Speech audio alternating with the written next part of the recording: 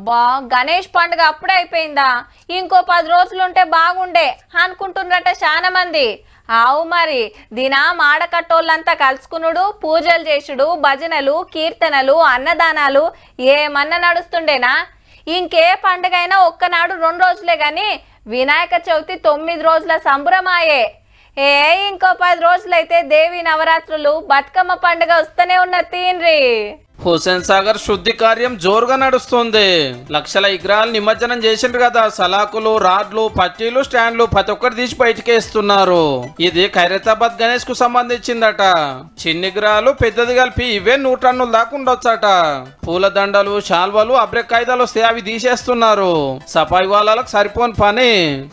పడ్డట్లే ఊడుస్తాము, మళ్ళీ కుప్పలు ఎత్తేటోళ్ళు మా వాళ్ళు ఎత్తుతాం, మేమే ఎత్తుకుంటాం. కష్టం అంటే దేవునికి చేస్తాం కదా మేడం, కష్టం ఏమనిపించదు. మాకు సంతోషంతో చేస్తాం. పోయిన సంవత్సరం కొంచెం తక్కువ ఉండే, బొమ్మలు వినాయకులు కూడా తక్కువనే ఉండే. ఈ సంవత్సరం కొద్దిగా ఎక్కువ ఉంది, పని కూడా కొంచెం ఎక్కువ అయింది మాకు. 3 రోజులలోనే పట్నం అంతా 35,000 టన్నుల చెత్త వరుసుకున్నదంటే చూడండిగా. 700 టిప్పర్లు పెట్టి ఎత్తుకపోతున్నారు.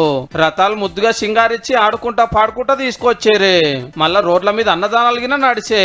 తినేసిన అంటలు, గిలాసాలు, నీళ్ల బాటలు, షాయి కప్పులు. సంబురానికి మిషన్లతోటి పేపర్ షాట్లు, పటాకులు కొడితే ఏడ చూడు చెత్తనే.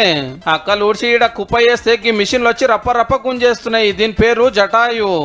బల్క్ గార్బేజ్ ఉన్న హ్యూమన్స్ ఎవరైనా చేయబెట్టాల్సిన అవసరం లేకుండా క్లీనింగ్ అవుతుంటుంది.